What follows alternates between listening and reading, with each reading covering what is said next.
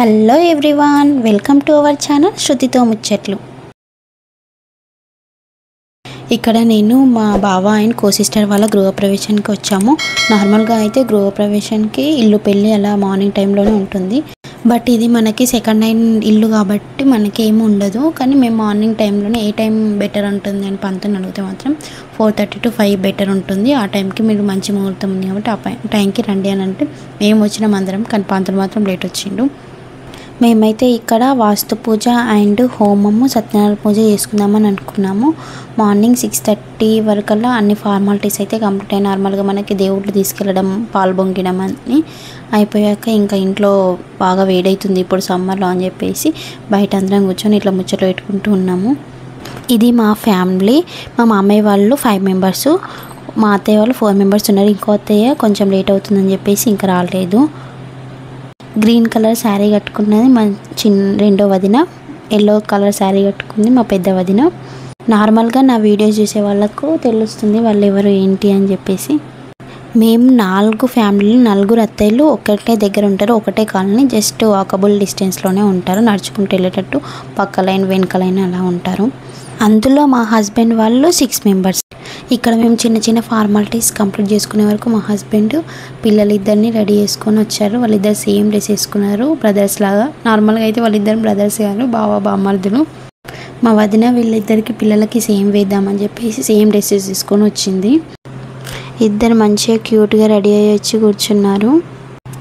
Next అయితే అక్క వాళ్ళు వాస్తు పూజ అయిపోగానే హోమం చేశారు. హోమం చేస్తుంటే ఇంట్లో అసలు ఉండలేకపోయినాము. ఆ పొగకి అది మస్తు కళ్ళు మండి మొత్తం కళ్ళ నుంచి వాటర్ వచ్చినాయి. అందుకని అందరం బయటనే కూర్చొని టిఫిన్స్ కూడా బయటనే వేసేసాము.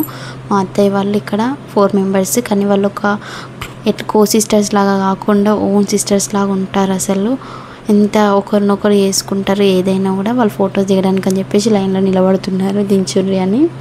మేము ఇక్కడ నేను మా వదిన సత్యనారాయణ పీటని రెడీ చేస్తున్నాము.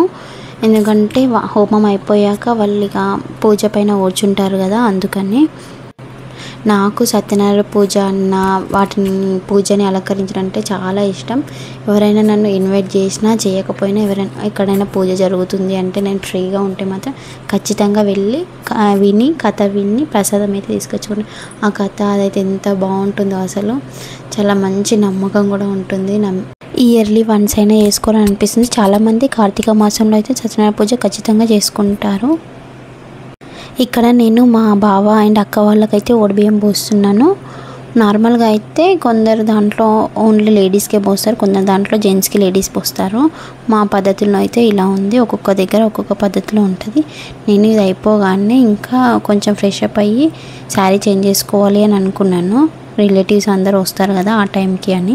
కానీ ఇంకా వేడవుతుంది సమ్మర్, ఇంకా ఇది కంఫర్ట్గా ఉంది అని చెప్పేసి వద్దు అనుకొని ఇదే శారీని ఫ్రెష్ అప్ అయ్యి ఇంకా అదే శారీ ఉంచుకున్నాను. మా వదినకి నేను ఇక్కడ కెమెరా ఆన్ అనగానే ఎంత హడావిడిగా ఉన్నా సరే ఒక మంచి స్మైల్ అయితే ఇస్తుంది. నేను నెక్స్ట్ ఇహాన్కి ఇంట్లోనే తినిపించుకొని వెళ్ళి మళ్ళీ లంచ్ చేసేసి ఇంటికి వచ్చాము. మార్నింగే లేసాము కాబట్టి ఫుల్ నిద్ర వచ్చి అలసిపోయినట్టు అయింది. అందుకని చెప్పేసి మళ్ళీ కొంచెం ఫ్రెష్ అప్ అయిపోయి ఈవినింగ్ అందరం ఒకటే దగ్గరకు ఉన్నాము. వదిన వాళ్ళు మా ఇంట్లో మేమందరం పానీపూరి లవర్స్ అండ్ పిల్లలతో సహా అందరూ పానీపూరి తింటారు, ఇష్టంగా తింటారు ఖచ్చితంగా. సో మా హస్బెండ్ తీసుకొని రమ్మంటే ఆయన కొన్ని తీసుకొచ్చిండు. అవి ఎక్కడ సరిపోతాయని పిల్లలకి మాత్రం ఓన్లీ 5 పెడతాము, మేము తిన్నాక మిగిలితే మీకు పెడతాము మళ్ళీ అని చెప్పినాం. కానీ వాళ్ళు అసలు ఊరుకుంటారా, మాకు ఎక్కువ కావాలి అని చెప్పేసి అరుస్తున్నారు. మేము కామారెడ్డి వస్తే మాత్రం మా లొల్లి మామూలుగా ఉండదు. అందరం ఇలానే ఎంజాయ్ చేస్తాం. నా ఛానల్ని మీరు ఫస్ట్ టైం చూస్తే సబ్స్క్రైబ్ చేసుకోండి. వీడియో నచ్చితే లైక్ చేయడం మాత్రం మర్చిపోకండి. నెక్స్ట్ వీడియోలో కలుద్దాం. Bye bye.